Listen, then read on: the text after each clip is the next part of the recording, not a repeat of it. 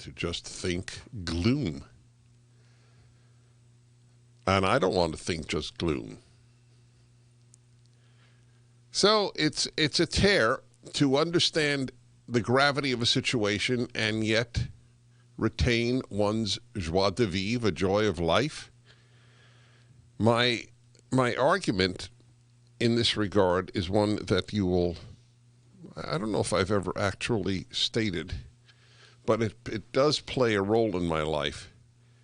And that is, I don't want to give the bad guys the joy of getting me down. It's a very serious consideration in my life. Then they really win.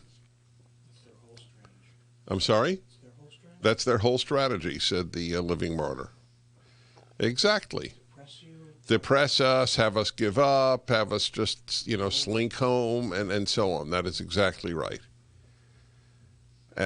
The left finds our love of life very depressing. Tell me, what does the left enjoy other than power? Can you name anything? I'll give you some time. I'll have some of my delicious homemade iced coffee. My wife and I were talking about this. It is a very interesting gap between them and us. And I've often realized this. It's very hard to understand people who do the opposite of you, and it's an irrational thing. I don't understand people who ache to have power over me or over you. I don't. I have no desire to have power over anybody. The only people I guess I've ever wanted power over was when my kids were young. And then a parent should have power over their children, because the children get very frazzled if the parent is not in charge. If they feel the parent is not in charge. And God knows I was a pretty easygoing parent, but still it was important for them, for me, to be the authority. But beyond that, I don't want it over anybody.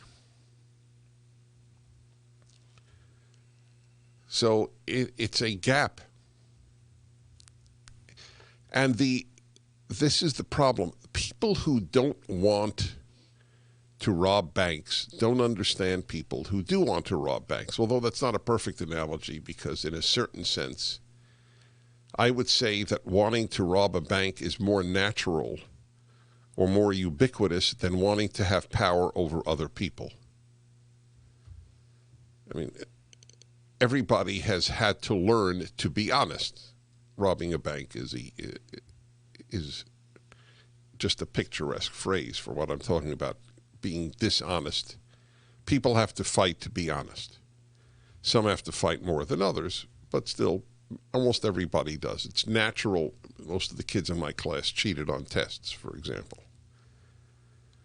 So we don't understand the people who want power over us. We who want to be left alone to enjoy life don't understand the people who want to have power over us. And the problem is that when you don't understand people, you don't imagine that's what is happening.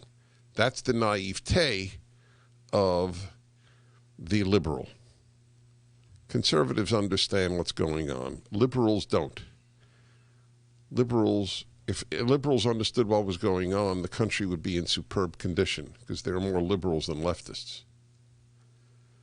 But they don't. So I welcome you to the program. My column, what is today? Tuesday? Yeah, so today's my column day. And I'm happy to say it was picked up by Real Clear Politics. The reason I'm happy about that is because then you're assured that you will have non-conservative readers. Real Clear Politics is completely down the middle. It only takes what it considers the most important left and right articles on any given day.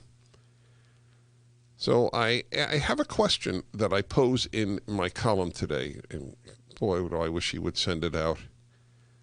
to your liberal relatives, it's asked in a very, very honest way, actually. And I posed this on the radio, where I work through a lot of my theories, because I get your reactions. And I have to articulate it, and then I have to write it, and it's a very good and powerful combination, having to say something and having to write something.